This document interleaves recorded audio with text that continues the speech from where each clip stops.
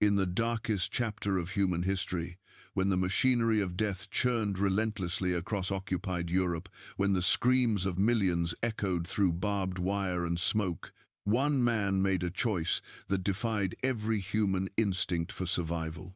He did not run from the gates of hell. He walked through them voluntarily. His name was Witold Pilecki, and his story is not one of survival. It is a story of sacrifice so profound, of courage so absolute, that even 77 years after his death, the world still struggles to comprehend the magnitude of what he did. This is not the history they taught in your schools. This is not the sanitized version of heroism that fits neatly into textbooks. This is the raw, unvarnished truth about a man who became prisoner number 4,859 inches, Auschwitz by choice, who built a resistance network inside the most brutal death camp ever conceived, who sent reports that could have changed the course of history, and who was ultimately betrayed, executed, and erased from memory by the very people he fought to save. If you're ready to discover the most extraordinary act of bravery in World War II, if you're ready to learn about the hero whose name should be spoken in the same breath as legends, then stay with us. And before we begin this journey into the heart of darkness and the light of unbreakable human spirit, subscribe to this channel. Hit that notification bell, because these are the stories that deserve to be heard. These are the truths that can never be forgotten. The year was 1901. In the frozen reaches of the Russian Empire, in the small town of Olonets near Karelia, a child was born into a world that did not belong to him. Witold Pilecki entered life as a subject of the Tsar, but the blood that flowed through his veins carried the memory of a different homeland. He was descended from Polish nobility, from the szlachta families who had once ruled their lands with honor before the Russian Empire swallowed them whole. His ancestors had dared to rise up in the January uprising of 1863, demanding freedom for Poland, and they had paid the price. Their estates were confiscated, their names are stripped of privilege, their children exiled to the cold margins of the empire. Witold's father, Julian Pilecki, worked as a forest inspector in those distant Russian lands, a man who never forgot where he came from despite being born under foreign rule. His mother, Ludwika Osiachimska, carried within her the fierce pride of a people who refused to forget their language, their culture, their identity. They were Polish in exile, Polish in spirit, and they would raise their son to understand that national identity was not about borders on a map. It was about something that lived in the soul, something that could never be conquered. When Witold was 9 years old, his mother made a decision that would shape the trajectory of his entire life. She took him and his siblings to Vilnius, an ancient city that had once been the beating heart of the Polish-Lithuanian Commonwealth. There, away from his father who remained working in Olonets, young Witold could finally attend a Polish school, could finally learn in the language that was forbidden in so many places under Russian rule. But education was not all he found in Vilnius. He discovered something that would become the foundation of his character, the Polish Scouting and Guiding Association, an underground movement that taught young boys more than knot tying and camping. It taught them about duty, about honor, about the kind of patriotism that transcends fear. The scouting movement was illegal under Russian occupation. To join it was to commit an act of resistance before adolescence had even fully taken hold. And Witold Pilecki, barely a teenager, made that commitment without hesitation. He learned to move in shadows, to organize in secret, to believe that one person with conviction could make a difference against impossible odds. These lessons, learned in the underground schools and scout meetings of occupied Vilnius, would one day become the very tools that would allow him to survive and resist inside the most notorious death camp in human history. But first, the world itself would have to tear apart at the seams. First, the great empires would have to collapse. First, Poland would have to rise from the ashes. The year 1918 brought revolution, chaos, and opportunity. The Russian Empire crumbled under the weight of the Bolshevik Revolution. The Central Powers, Germany and Austria-Hungary, fell to defeat in the Great War. And in the power vacuum that followed, Poland saw its chance. After more than a century of partition, after generations of occupation by Russia, Prussia, and Austria, Poland declared its independence. The nation that had been erased from maps was suddenly, impossibly reborn. 17-year-old Witold Pilecki did not hesitate. He returned to Vilnius and immediately joined the self-defense of Lithuania and Belarus, a paramilitary formation preparing to defend the city from the advancing Soviet Red Army. These were not professional soldiers, they were students, farmers, shopkeepers, anyone with enough courage to pick up a weapon and stand against the tide of communism that threatened to swallow their newly freed homeland. When Vilnius fell to the Bolsheviks in January 1919, Pilecki and his unit did not surrender. They became partisans, fighting behind enemy lines, living in forests, striking at Soviet supply lines, refusing to accept defeat. When he finally made it to territory controlled by the new Polish government, Pilecki enlisted in the Polish army as a private, the lowest rank possible. He had no formal military training, no connections to leverage, nothing but his determination and the skills he had learned as an underground scout. And that was enough. He was thrown directly into the furnace of the Polish-Soviet War, one of the most brutal and forgotten conflicts of the 20th century. This was not a war of trenches and stalemates. This was a war of cavalry, charges, and desperate maneuvers, of cities changing hands overnight, of entire nations fighting for their very right to exist. The Bolsheviks, fresh from their victory in the Russian Civil War, believed that Poland was merely the first domino in a communist conquest that would reach all the way to Berlin. They advanced with overwhelming force, confident that the infant Polish state would collapse within weeks. But they underestimated the desperation of a people who had just tasted freedom after 123 years of foreign rule. Pilecki fought in the Vilna offensive. He fought in the Kiev offensive, where Polish forces pushed deep into Ukraine in a bold attempt to support Ukrainian independence movements. He fought as part of a cavalry unit, defending the city of Grodno when it seemed like the entire Soviet war machine was bearing down on them. And then came August 1920, and the battle that would be remembered as the miracle on the Vistula, the Battle of Warsaw. The Red Army had advanced to the gates of Poland's capital. Soviet commander Mikhail Tukhachevsky was so confident of victory that he was already planning the victory parade through Warsaw's streets. The Polish forces were outnumbered, outgunned, and exhausted. Defeat seemed inevitable. And yet, in one of the most extraordinary military reversals in modern history, the Poles counterattacked. Led by Marshal Józef Pilsudski, they struck at the Soviet flanks, exploited weaknesses in the Red Army's overextended supply lines, and shattered the invasion. Witold Pilecki was there. Not in a position of high command, not making the strategic decisions that would be written about in history books, but down in the mud and blood and chaos where wars are actually won by young men who charge forward even when every rational calculation says they should run. He was there when the cavalry swept around Soviet positions. He was there when exhausted Polish soldiers, who had not eaten in days, found the strength to push the enemy back meter by meter, kilometer by kilometer, until the impossible happened and the Soviet advance collapsed. The war ended in 1921 with Poland's victory. The miracle on the Vistula had saved not just Poland, but potentially all of Western Europe from Soviet conquest. And Witold Pilecki, now promoted to corporal, returned from the battlefield with something far more valuable than medals or glory.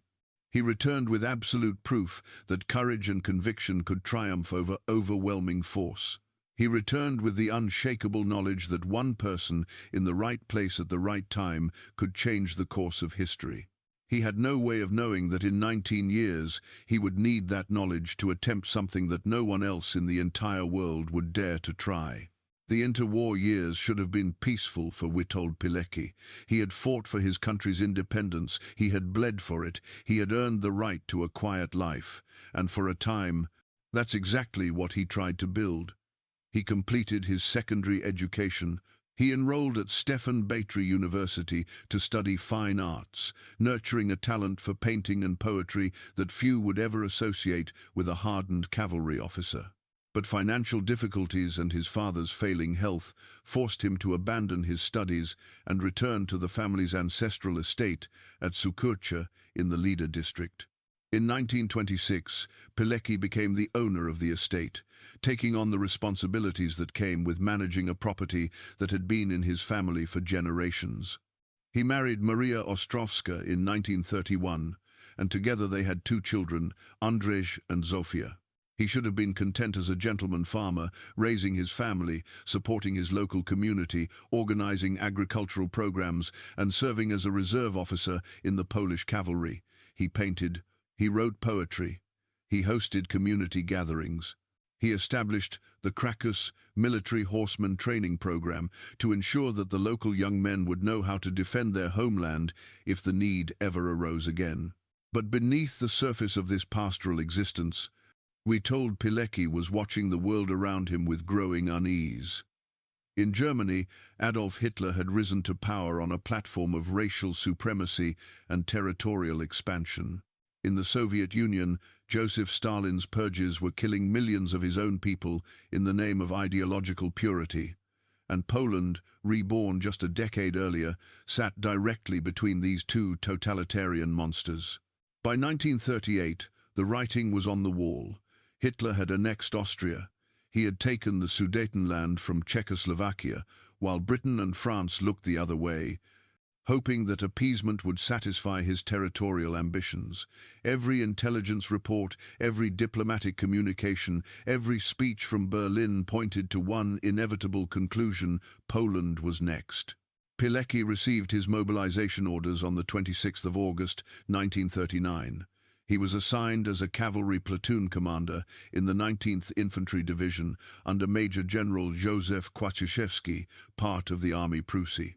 He kissed his wife and children goodbye at the estate in Sukurcha, knowing that he might never see them again. He knew what was coming. Everyone knew. The only question was how long Poland could hold out against the most powerful military machine that Europe had ever seen. 6 days later, on the 1st of September 1939, at 4:45 inches the morning, the answer began to reveal itself. German forces invaded Poland from the west, north, and south simultaneously. The Luftwaffe, the most advanced air force in the world, turned Polish cities into infernos. The Wehrmacht's armored divisions, utilizing the revolutionary blitzkrieg strategy, tore through Polish defensive positions with terrifying speed. And the world watched, paralyzed, as the newest act in humanity's theater of horror began. Pilecki and his unit fought with desperate courage during the Battle of Piotrków Trybunalski on the night of September 5th and 6th. The 19th Division was almost completely destroyed. Pilecki's cavalry detachment managed to destroy 7 German tanks, shoot down 1 aircraft, and destroy 2 more on the ground before being overwhelmed by sheer numbers. The survivors were incorporated into the 41st Infantry Division and ordered to retreat southeast toward Lwów and the Romanian bridgehead, Poland's last desperate hope that the war could somehow be continued from Allied territory. But on the 17th of September 1939, hope died. The Soviet Union invaded Poland from the east. The secret protocols of the Molotov-Ribbentrop Pact, the cynical agreement between Hitler and Stalin to carve Poland into pieces, were finally revealed for the world to see. Poland was now being crushed between 2 totalitarian juggernauts, and there was no escape. No rescue was coming from Britain and France, despite their treaty obligations. Poland was alone. On September 22, the 41st Division capitulated. The campaign was over. Poland had ceased to exist as an independent nation for the second time in Pilecki's lifetime. Commander-in-Chief Edward Śmigły-Rydz ordered Polish forces to evacuate through Romania to France to continue the fight from exile. Many soldiers followed that order. They crossed the border, eventually making their way to France and later to Britain, where they would form the Polish armed forces in the west. But Witold Pilecki made a different choice. He and his commanding officer, Major Jan Włodarkiewicz, refused to leave. They understood that the real resistance would not happen in a comfortable exile thousands of kilometers away. It would happen here, in occupied Poland, among the people who had no choice but to live under the Nazi boot. If Poland was going to survive, if its culture and identity were going to endure this new occupation, then someone had to stay and fight from within. On the 9th of November 1939, just 2 months after Poland's defeat, Pilecki and Włodarkiewicz founded one of the first underground resistance organizations in occupied Poland, the secret Polish army, Tajna Armia Polska, TAP. Włodarkiewicz became the leader. Pilecki became the organizational head, responsible for expanding the network across Warsaw, Siedlce, Radom, Lublin, and other major cities. They recruited members, established communication networks, gathered intelligence, and prepared for the long, grinding struggle that lay ahead. To maintain cover, Pilecki worked as manager of a cosmetic storehouse, a job so mundane that no German official would ever suspect him of being a high-ranking resistance organizer. By day, he managed inventory and paperwork. By night, he built the infrastructure of rebellion. He trained fighters. He coordinated safe houses. He moved through occupied Warsaw like a ghost, meeting contacts, passing messages, slowly weaving together the threads of an underground army that would one day strike back against the occupiers. But as 1940 progressed, tensions within TAP began to surface. Włodarkiewicz's ideology was shifting toward ultranationalism and anti-Semitism. He began talking about creating a Christian Poland, about removing those who didn't fit his vision of national purity. Pilecki watched with growing alarm as his co-founder transformed from a patriotic resistance leader into something that resembled in some ways the very fascist ideology they were fighting against. Pilecki could not accept this. He had not fought 2 wars to replace one form of tyranny with another. He approached Colonel Stefan Rowecki, the leader of a rival resistance organization called the Union of Armed Struggle, Związek Walki Zbrojnej, ZWZ. Rowecki's organization had a different vision, one that called for equal rights regardless of religion or ethnicity, one that focused on gathering intelligence about Nazi atrocities and delivering it to the Western Allies. Pilecki urged TAP to submit to Rowecki's command and join the mainstream resistance movement. Włodarkiewicz initially refused, but eventually agreed to the merger in August 1940. And then, during that meeting, he made a proposal that would change Witold Pilecki's life forever. It would also change the course of history, though no one in that room could have possibly understood it at the time. "We need someone to go into Auschwitz," Włodarkiewicz said. The words hung in the air like smoke, heavy and ominous. Auschwitz, a name that most people in Warsaw had heard only in whispers. A new German camp opened in the spring of 1940 inches, the town of Oświęcim in southern Poland. Thousands of people were being arrested in German street roundups throughout occupied Poland, thrown into trucks, and sent to Auschwitz. Some came back, most didn't. Rumors filtered out stories of brutal conditions, of prisoners dying from starvation and disease, of executions and torture. But no one knew the full truth. No one knew what was really happening behind those walls. The Germans called it a concentration camp, but that term meant nothing to people who had never seen the systematic machinery of death that the Third Reich was constructing across occupied Europe. Was it a prison? A labor camp? A place of execution? Intelligence was desperately needed. Someone had to get inside. Someone had to find out what the Nazis were doing to Polish prisoners in Auschwitz and report back to the resistance so that plans could be made, so that pressure could be applied, so that anything could be done to help the thousands who were disappearing into its barbed wire perimeter. Włodarkiewicz said it was not an order. He said it was an invitation to volunteer. But Pilecki understood the subtext.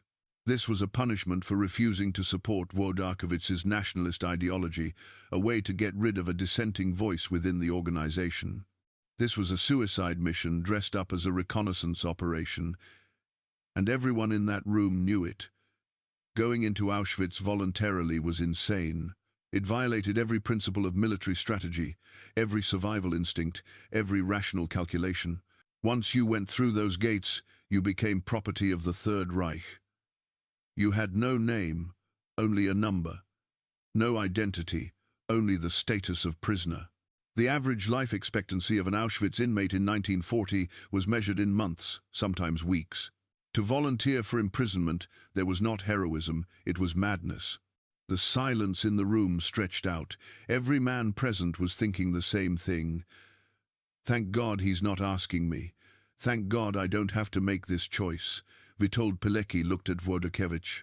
He looked at the other resistance leaders. He thought about his wife Maria and his 2 young children back at Sukocha.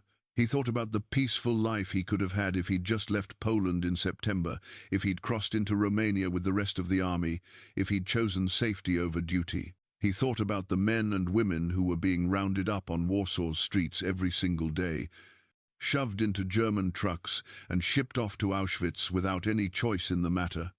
And then he said the words that would seal his fate. "I'll do it." Just like that. No dramatic speech. No demands for guarantees or support. Just a simple statement of acceptance. I'll do it. Years later, historians would describe Witold Pilecki as the only man who volunteered to be imprisoned at Auschwitz.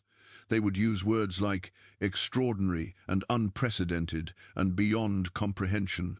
But in that moment, in August 1940, sitting in a secret meeting room in occupied Warsaw, Pilecki's agreement was not motivated by a desire for glory or recognition. It was motivated by the same principle that had driven every decision in his life since childhood duty. Someone had to do it. Someone had to go into that darkness and bring back the truth. And if no one else would volunteer, then it had to be him. The plan was simple in concept, brutal in execution. German forces conducted street roundups throughout Warsaw almost daily, arresting hundreds of Polish men to fill quotas for labor camps and concentration camps. Pilecki would place himself in a position to be captured during one of these roundups. He would use false identity papers under the name Tomasz Serafiński, a man who had been mistakenly reported as dead. Once captured, he would be processed through the system, transported to Auschwitz, and imprisoned there. Then he would organize a resistance network inside the camp, gather intelligence, and find a way to smuggle reports back to the Home Army in Warsaw. And if the opportunity arose, he would prepare the prisoners for a potential uprising that could be coordinated with a relief attack from outside. It was audacious, it was nearly impossible, it was the only option available. On the 19th of September 1940, 2 days after the first anniversary of the Soviet invasion that had sealed Poland's fate, Witold Pilecki walked into a German street roundup in Warsaw. He did not run when the soldiers appeared. He did not hide or try to talk his way out. He stood there with roughly 2,000 other Polish men, mostly random civilians who had been in the wrong place at the wrong time, and he allowed himself to be arrested. The Germans shouted orders. They shoved prisoners into trucks with rifle butts. They beat anyone who hesitated. And Pilecki, former cavalry officer, resistance organizer, veteran of 2 wars, submitted to it all without resistance. He became prisoner number 4,859. On the night of September 21 to 22, 1940, a train arrived at Auschwitz concentration camp carrying 1,705 Polish prisoners from Warsaw. They were herded off the train at gunpoint, formed into columns, and marched through the infamous gates crowned with the words, "Arbeit macht frei," work sets you free. It was a lie, of course, one of thousands that would be told in this place.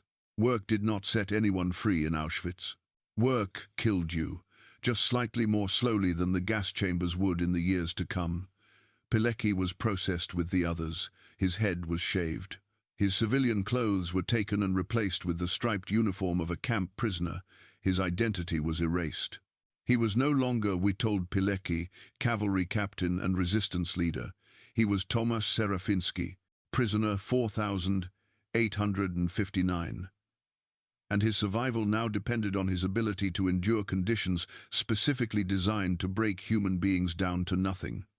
The first lesson of Auschwitz came immediately. The SS guards and Kapo's prisoners, given authority over other prisoners in exchange for privileges, did not treat inmates as human beings.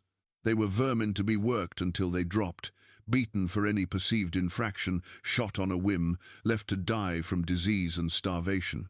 There was no legal recourse, no appeals process, no protection. You obeyed orders, or you died. Most prisoners, confronting this reality for the first time, fell into despair within days.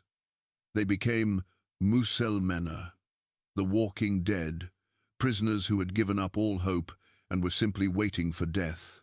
They would collapse during forced labor. They would stop eating. They would walk into the electrified barbed wire fence. Survival requires more than just physical endurance. It required a reason to keep fighting when every rational part of your brain was screaming that resistance was futile.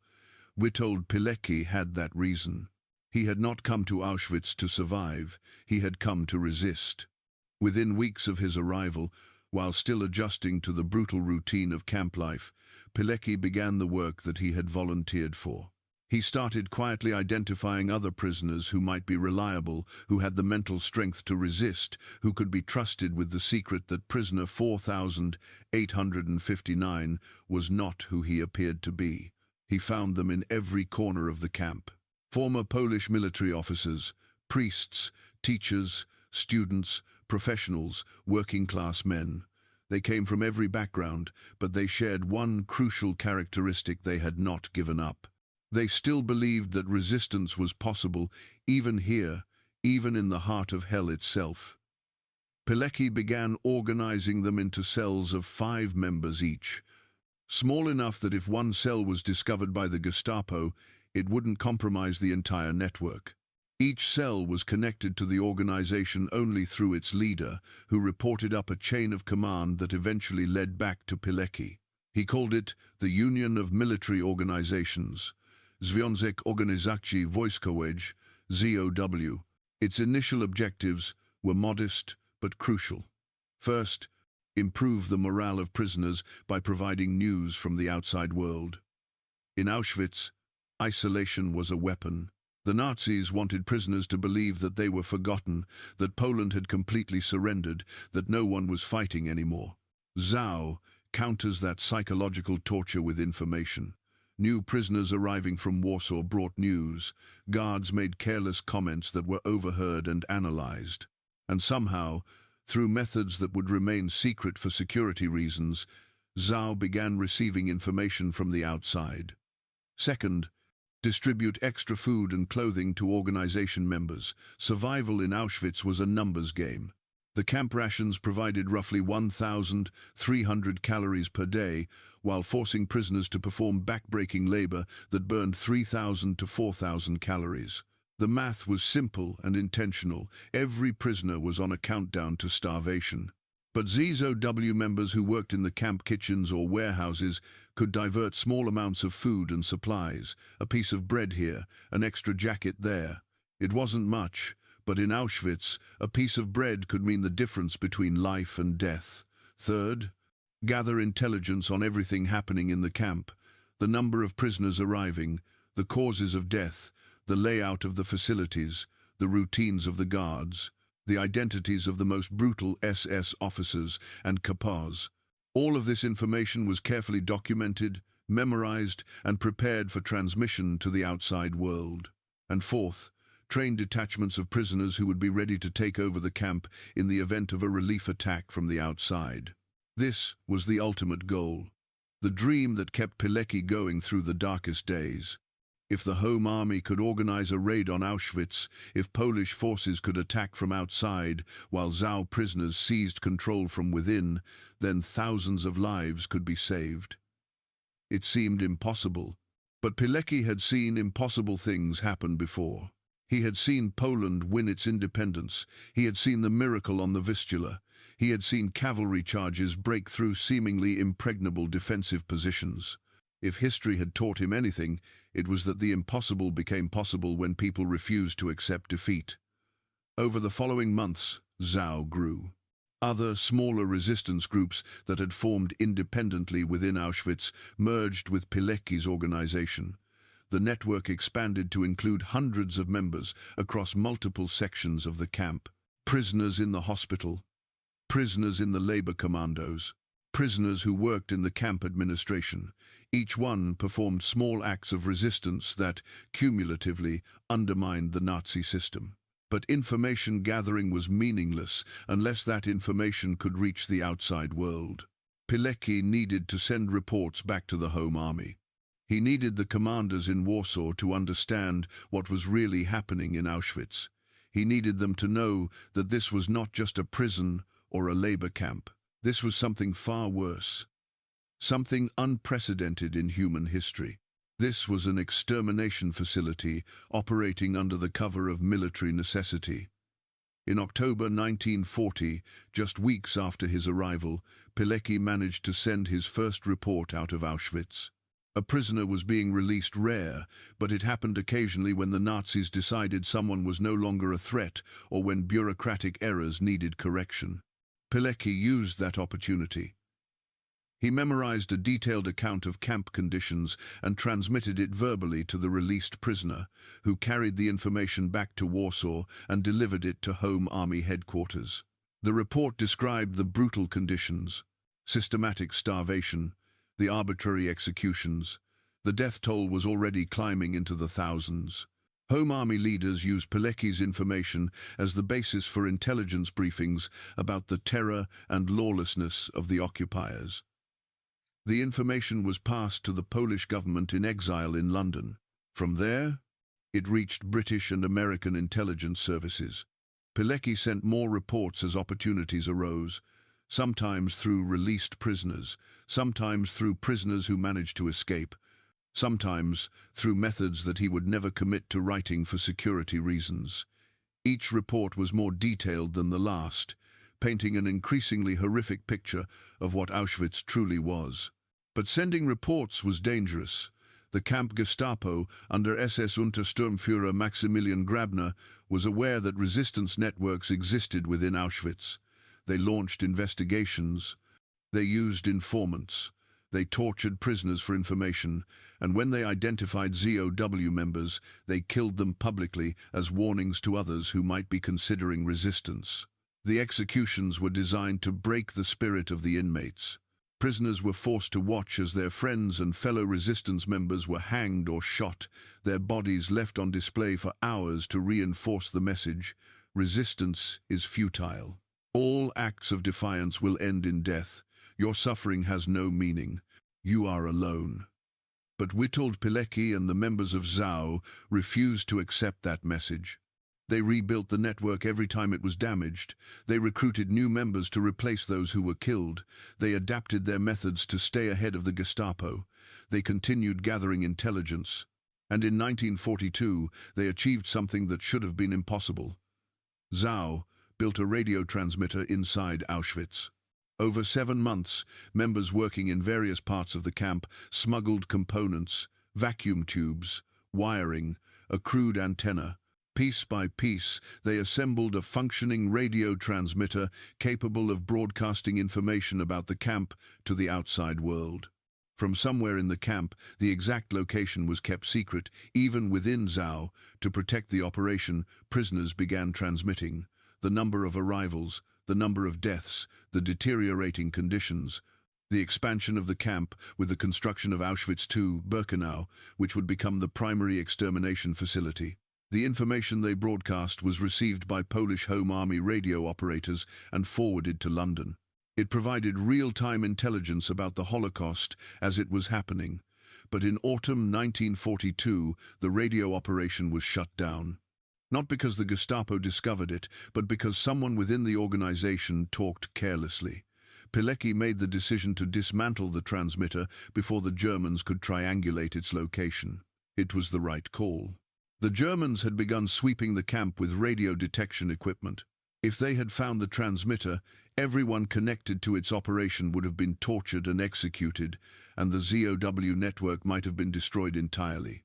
Still, for months, prisoners in Auschwitz had achieved something unprecedented. They had broadcast the truth about genocide to the world in real time. The question that haunted Pilecki, that would haunt him for the rest of his short life, was, what did the world do with that information? The answer was heartbreaking: nothing. The reports that Pilecki smuggled out of Auschwitz reached the Polish government in exile in London. They were shared with British intelligence. They were shared with American intelligence. They were translated, analyzed, filed, and ultimately ignored. Not because the Allies didn't believe the reports. The information was corroborated by too many independent sources to dismiss, not because they didn't understand the scale of the atrocity. The numbers were clear. Hundreds of thousands of people were being systematically murdered. The Allies ignored Pilecki's reports because acting on them was deemed too costly, too risky, too difficult. Pilecki had hoped that the Allies would bomb Auschwitz, destroy the gas chambers, destroy the crematoria, destroy the railway lines leading to the camp. The technology existed. Allied bombers were flying missions over Europe every single day. The camp was within range. It was militarily possible. But the military planners calculated that bombing Auschwitz would divert resources from other strategic objectives. They argued that the most effective way to save Jewish and Polish prisoners was to win the war as quickly as possible, not to waste bombs on peripheral targets. They claimed that bombing the camp might kill the prisoners it was intended to save. Every argument had a veneer of military logic, but underneath them all was a darker truth. The systematic murder of Jews, Poles, Roma, Soviet prisoners of war, and other undesirables was not a priority for Allied command. Winning the war against Germany was the priority. Liberating occupied territories was the priority. The people dying in Auschwitz, they were collateral damage, tragic but ultimately expendable in the larger strategic picture. Pilecki also hoped that the Home Army would launch a raid to liberate Auschwitz from the outside, coordinated with a ZOW uprising from within. He sent detailed plans. He provided intelligence about guard positions, weapons storage, and potential weaknesses in the camp's defenses. He argued that thousands of prisoners could be freed and evacuated before German reinforcements could arrive. The Home Army leadership reviewed Pilecki's proposals and concluded that a raid would fail. Even if the initial assault succeeded in overwhelming the guards and freeing the prisoners, the resistance lacked the transportation capacity to evacuate thousands of people. They lacked the food and supplies to sustain such an operation. They lacked safe locations to hide that many escapees. And most damning of all, there was no guarantee of Allied air support or Soviet cooperation. The Red Army was advancing through Eastern Europe by 1943 and was within striking distance of the camp. But Stalin showed no interest whatsoever in coordinating with the Polish resistance. In fact, Stalin's long-term plan was to install a communist puppet government in Poland after the war, which meant that empowering the Home Army was directly contrary to Soviet interests. Better to let the non-communist Polish resistance exhaust itself fighting Germans while the Red Army waited for the optimal moment to sweep in and claim victory. Pilecki remained in Auschwitz for 945 days. 945 days of watching people die from starvation, disease, beatings, medical experiments, and mass executions. 945 days of organizing resistance while knowing that no help was coming.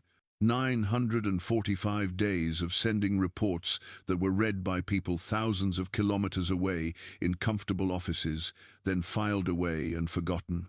In autumn 1941, while still imprisoned in Auschwitz, Pilecki somehow received word that he had been promoted to first lieutenant by the Home Army Command in Warsaw. It was a surreal moment.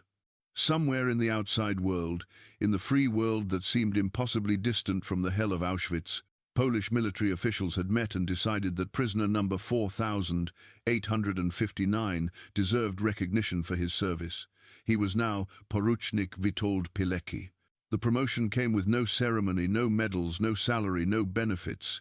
It was purely symbolic. But in Auschwitz, symbols mattered. The promotion was proof that the outside world had not forgotten him. Proof that somewhere people knew what he was doing and valued it. Proof that his mission had meaning even if no rescue was coming. By early 1943, Pilecki faced a terrible reality. The Gestapo's investigations were closing in on Zau. More members were being arrested, tortured, and executed. The network was still functional, but it was being slowly strangled. And the longer Pilecki remained in Auschwitz, the more likely it became that Grabner's men would eventually identify him as the organization's leader. If that happened, everything would be lost. The intelligence network would be destroyed, the reports would stop, and Pilecki himself would die under torture without ever having the chance to deliver his most important message directly to the Home Army leadership. Auschwitz can be liberated, but you have to act now before it's too late. Pilecki made the decision that the only way to save the mission was to escape. He had to get back to Warsaw. He had to convince the Home Army leadership in person that a rescue attempt was viable. He had to make them understand that the intelligence in his reports was not exaggerated, that the scale of the atrocity demanded action regardless of the strategic cost. On the night of April 26 to 27, 1943, Witold Pilecki and two other prisoners, Jan Redze and Edward Szysielski, made their move. They were assigned to a night shift at a camp bakery located just outside the main camp perimeter. The security there was lighter than inside the camp proper. The guards were complacent, bored, convinced that prisoners beaten down by years of abuse would never attempt something as desperate as an escape. The three men waited until the guards' attention wandered. Then they forced open a metal door, overpowered a guard, and cut the telephone line to prevent an immediate alarm. They barricaded the guards in a woodshed, cut the alarm wire, and ran. They ran east, toward the general government territory, toward whatever chance of freedom existed in occupied Poland. They ran through the darkness with nothing but stolen German documents and the knowledge that if they were caught, their deaths would be slow and agonizing. German soldiers spotted them at some point during the journey. Shots rang out. Pilecki felt bullets pass through his clothing. One round grazed him, opening a wound that bled but miraculously missed bones and vital organs. He kept running. They reached the village of Alwernia, where a priest, part of the resistance network, provided shelter. Then to Tyniec, where locals gave them food and civilian clothes. Then to a safe house near Bochnia, owned by a resistance member who happened to be the real Tomasz Serafiński, the very man whose identity Pilecki had been using for the past 2.5 years. It was a coincidence that seemed orchestrated by some cosmic force with a sense of irony. Tomasz Serafiński, who had been presumed dead, was very much alive, and Witold Pilecki, who had ceased to exist as prisoner 4859, was being reborn. After several days as a fugitive, Pilecki made contact with Home Army units in the area. In June 1943, he drafted a preliminary report about the situation in Auschwitz. It was buried at the farm where he was staying for safekeeping, a precaution in case he was captured before he could deliver the information to Warsaw. Then in August 1943, Pilecki finally made it back to Warsaw, back to the city where his mission had begun 3 years earlier. Back to the resistance headquarters, where he could finally deliver his message in person. He immediately began writing what would become known as Witold's Report W. It was over 100 pages long, one of the most detailed accounts of Auschwitz that would exist for decades. It covered 3 main topics: the structure and activities of ZOW, Pilecki's personal experiences in the camp, and the systematic extermination of prisoners, including the genocide of Jews. Pilecki's intent was clear. He wanted to persuade the Home Army leadership that Auschwitz could and must be liberated. He provided detailed intelligence about guard routines, weapons, storage locations, the number of prisoners who could be mobilized for an uprising, the optimal timing for an external assault. He argued that the ZOW network was still functional, that prisoners were ready to fight if given support from outside. He made it clear that thousands of lives hung in the balance and that every day of inaction meant more deaths. The Home Army leadership read his report.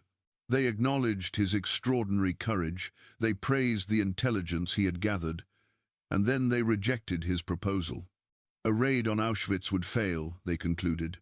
The resistance lacked sufficient transport, supplies and shelter for escaped prisoners. The Germans would respond with overwhelming force. The casualties would be catastrophic. And the strategic benefit did not justify the cost. Pilecki was devastated, but he did not give up. If the Home Army wouldn't act, maybe the Allies would. His reports were sent to London, translated into English, and presented to British and American military planners with renewed urgency. Surely, with the full picture of what was happening in Auschwitz laid out in undeniable detail, someone would authorize action. The response from Allied command was the same: no bombing raids, no rescue operations. Strategic priorities superseded humanitarian concerns. The best way to help the prisoners in Auschwitz was to win the war as quickly as possible. Pilecki must have felt the weight of the world crushing down on him in that moment. He had voluntarily entered the most brutal concentration camp in Nazi-occupied Europe. He had survived 945 days of systematic dehumanization. He had organized a resistance network of hundreds of people under the noses of the SS. He had smuggled out intelligence reports detailing genocide as it was happening. He had escaped through a hail of bullets. He had made it back to Warsaw to deliver his warning in person. And it had all been for nothing. No one was coming to save the prisoners he had left behind in Auschwitz. The world knew what was happening, and the world had chosen to look away. But Witold Pilecki was not the kind of man who surrendered to despair. If he couldn't liberate Auschwitz, he would continue fighting the occupation in every other way possible. He joined the Kediu sabotage unit under the pseudonym Roman Jezierski. He also joined NIE, a secret anti-communist resistance organization that understood what many in the West refused to acknowledge: the Soviet Union was not liberating Poland from Nazi occupation. It was preparing to replace one occupation with another. On the 19th of February 1944, Pilecki was promoted again, this time to Rotmistress cavalry captain, the rank he would hold for the rest of his life. He continued coordinating ZOW activities inside Auschwitz as best he could from Warsaw, providing whatever limited support was possible. He sent messages of encouragement to the prisoners who remained. He helped families of ZW members who had been killed. He never stopped believing that somehow, some way, justice would eventually come. And then, in August 1944, Warsaw itself became a battlefield. The Warsaw Uprising began on the 1st of August 1944 as Soviet forces approached the city from the east. The Home Army, believing that liberation was imminent, launched a coordinated assault to seize control of the capital from German occupiers before the Red Army arrived.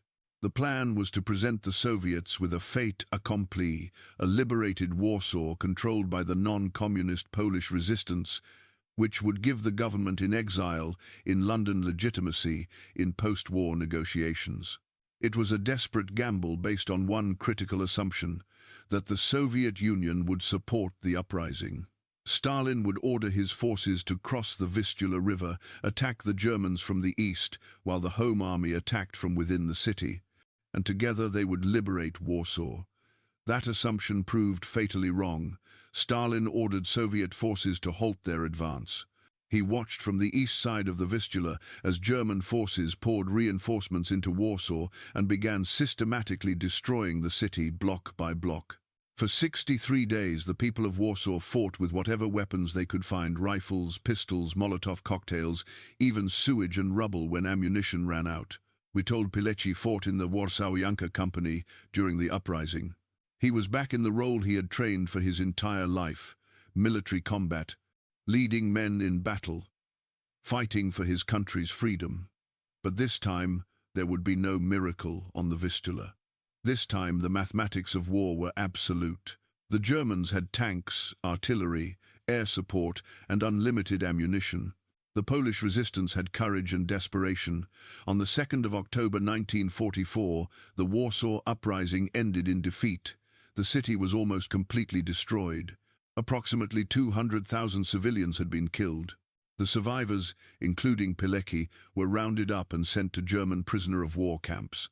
Pilecki had survived 2.5 years in Auschwitz, only to become a prisoner of war in Germany. The war in Europe finally ended on the 8th of May 1945 with Germany's unconditional surrender. Pilecki was liberated from the POW camp and faced a choice that must have felt impossibly bitter. Poland was no longer under Nazi occupation, but it was not free. The Soviet Union had installed a communist puppet government in Warsaw. The non-communist resistance leaders, the men and women who had fought against the Germans for 6 years, were being arrested by Stalin's NKVD secret police. Show trials were being conducted, executions were being carried out. The government in exile in London, the legitimate continuation of pre-war Poland's democracy, was being ignored by the Western Allies who had agreed to Stalin's demands at the Yalta Conference. Pilecki could have stayed in the West. He could have joined the thousands of Polish soldiers and refugees who were settling in Britain, America, France, and other Allied nations. He could have built a new life in freedom, reunited with his family, and left the nightmare of war behind. Instead, Pilecki chose to return to Poland. The government in exile needed intelligence on what was really happening under Soviet occupation. They needed someone on the ground who could report on the activities of the communist regime, on the persecution of former resistance members, on the Soviet plans for consolidating control. And Witold Pilecki, who had volunteered to enter Auschwitz when no one else would, once again volunteered for a mission that everyone knew was suicidal. Before returning, he compiled all his previous reports and experiences into the definitive version of Witold's report. It was over 100 pages of detailed testimony about Auschwitz, about the Holocaust, about his experiences and the resistance network he had built. He knew there was a strong possibility that the communist authorities would execute him as soon as they identified him as a resistance operative. The report was his way of ensuring that the truth would survive, even if he did not. Pilecki returned to Poland in 1945 and immediately began gathering intelligence for the government in exile. He documented the arrests of Home Army members. He documented the torture and executions being carried out by the communist secret police. He documented how Stalin was systematically dismantling any potential opposition to communist rule. He sent his reports to London, believing that the Western Allies would eventually realize their mistake in abandoning Poland to Soviet domination. On the 8th of May 1947, exactly 2 years after Germany's surrender, Witold Pilecki was arrested by the Ministry of Public Security, the communist secret police. He was charged with espionage for a foreign power, with conducting illegal intelligence operations, with being an enemy of the people's democratic state. The trial was a farce. The evidence was fabricated or obtained through torture. The verdict was predetermined. On the 15th of May 1948, Pilecki was found guilty and sentenced to death. 10 days later, on the 25th of May 1948, Witold Pilecki was led to a cell in Mokotów prison in Warsaw. There was no elaborate execution ceremony, no final speeches, no acknowledgement of his service to Poland or to humanity.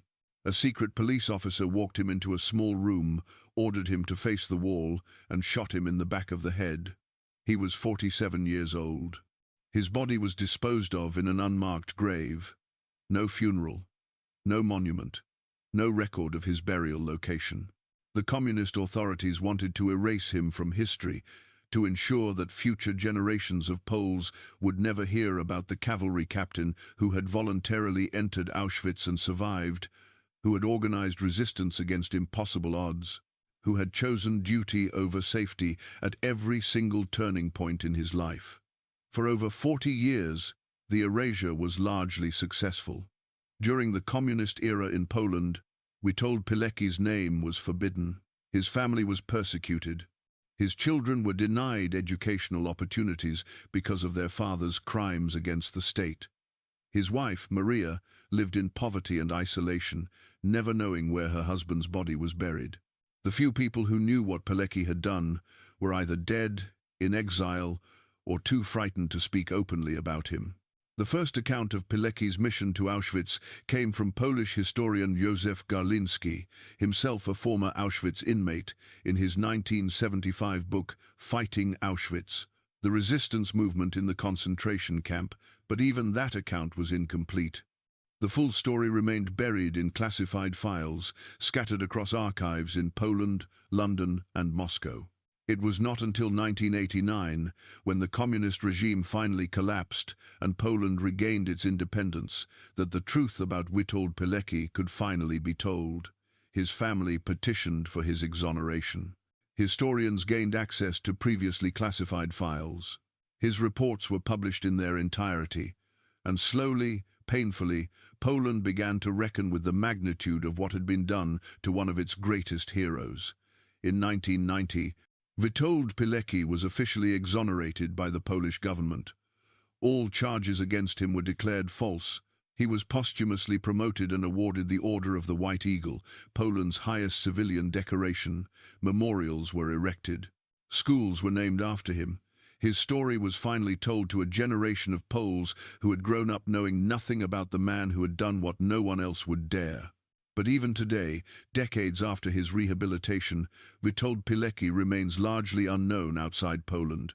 Ask a random person in America or Britain or anywhere else in the world to name a hero of World War II, and they will mention Winston Churchill, Franklin Roosevelt, Dwight Eisenhower, maybe Oskar Schindler.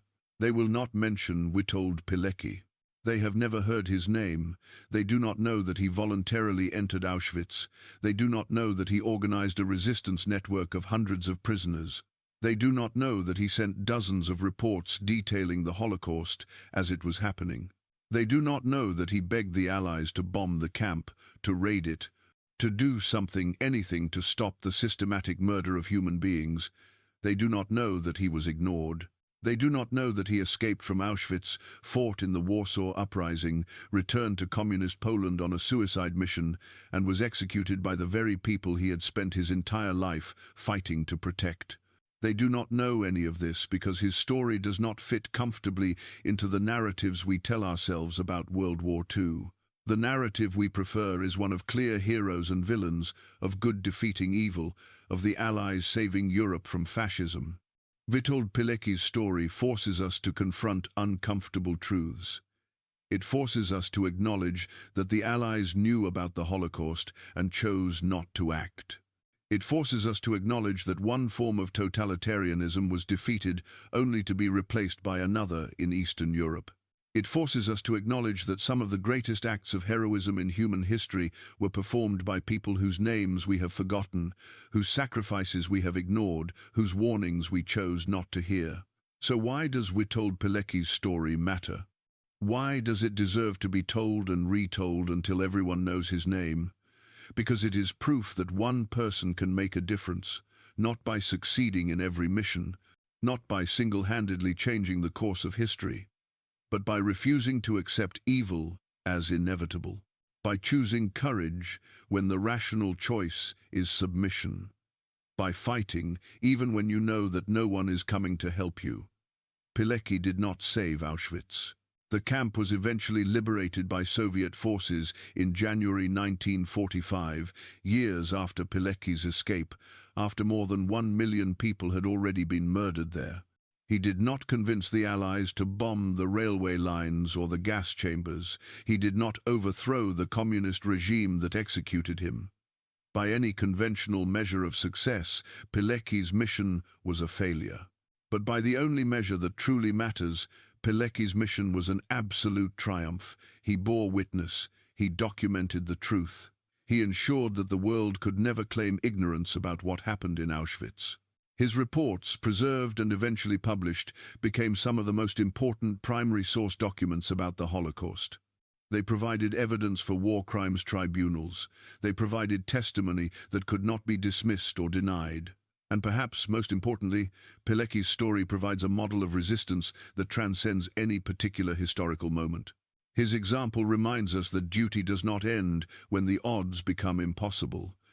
That courage is not the absence of fear, but the decision to act despite it. That one person with conviction and determination can achieve things that armies cannot. There is a reason why this story is titled Hitler's Greatest Fear. It was not because Hitler specifically knew about Witold Pilecki. There is no evidence they ever knew each other's names. It was because Pilecki represented everything that the Nazi ideology could not defeat. Hitler believed that human beings, stripped of civilization and subjected to sufficient brutality, would reveal their true nature as animals fighting for survival at any cost. He believed that the weak would be destroyed and the strong would dominate. He believed that race and power were the only truths that mattered. Witold Pilecki proved him wrong. In the worst conditions imaginable, in the place specifically designed to break human beings down to nothing, Pilecki organized compassion. He organized mutual aid. He organized resistance. He proved that humanity could not be extinguished, that dignity could not be stolen, that the human spirit was stronger than barbed wire and gas chambers and bullets. That was Hitler's greatest fear, whether he knew it or not. Not tanks or bombs or armies, but the possibility that someone like Witold Pilecki existed, someone who would look at the machinery of genocide and say, "No, this ends. Not today, maybe not tomorrow, but eventually, because I will not stop resisting." The story of Witold Pilecki is the story of why totalitarianism ultimately fails, not because of military defeat, not because of economic collapse, but because there will always be people who refuse to cooperate with evil, no matter the cost. In every generation, in every country, in every era of history, there are Witold Pileckis. They are the teachers who risk their careers to tell the truth, the journalists who publish stories despite threats, the activists who organize despite persecution, the ordinary people who perform extraordinary acts of resistance when confronted with injustice. Most of them will never be remembered. Most will never have monuments erected in their honor. But they are the reason that tyranny, no matter how powerful it appears, is always temporary. And good, no matter how fragile it seems, ultimately endures. That is the legacy of Witold Pilecki. Not the legacy of a perfect man. He was human, flawed, limited by the era and culture he came from. But the legacy of a man who understood that some things are worth dying for, that freedom is worth fighting for, even when victory seems impossible. That bearing witness to evil is a duty that cannot be shirked. That one person, in the right place at the right time, with the right amount of courage, can change everything. So remember his name. Remember prisoner number 4859. Remember the cavalry captain who walked through the gates of hell voluntarily because someone had to. Remember the resistance leader who organized hope in the place designed to destroy it. Remember the man who survived Auschwitz only to be executed by his own government. Remember Witold Pilecki, and honor his memory by refusing to be a bystander when injustice occurs in your own time, in your own place, in your own circumstances. That is what he would have wanted. That is what his sacrifice demands. That is how we ensure that his story and the stories of all those who resisted alongside him will never be erased again.